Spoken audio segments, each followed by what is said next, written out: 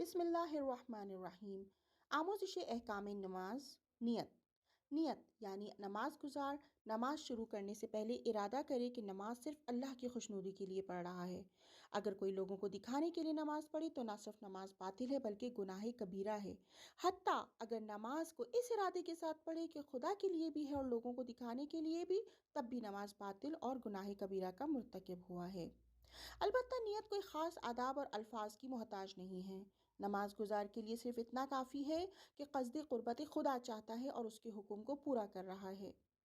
लाजिम नहीं है कि नियत के अल्फाज को ज़बान पर जारी करे या दिल में अल्फाज को दोहराए। अगर उससे सवाल किया जाए कि क्या कर रहे हो और वो जवाब दे कि फ़लाँ नमाज पढ़ रहा हूँ या पढ़ रही हूँ, काफ़ी है। अलबत्ता रज़ाए इलाही के साथ साथ कौन सी नमाज पढ़ रहा है ये मुशख़्ख़स करना भी ज़रूरी है। मसलन ज़ोहर की नमाज का वक्त है, नमाज गुजार हतमन ये नियत करे कि ज़ोहर की नमाज़ पढ़ रहा है या असर की।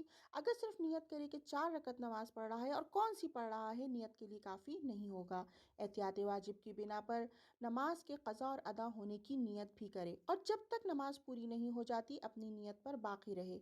नमाज के दौरान भूल जाए कि क्या कर रहा है और कौन सी नमाज पढ़ रहा है, ऐसी भूल नमाज को बातिल कर देती है।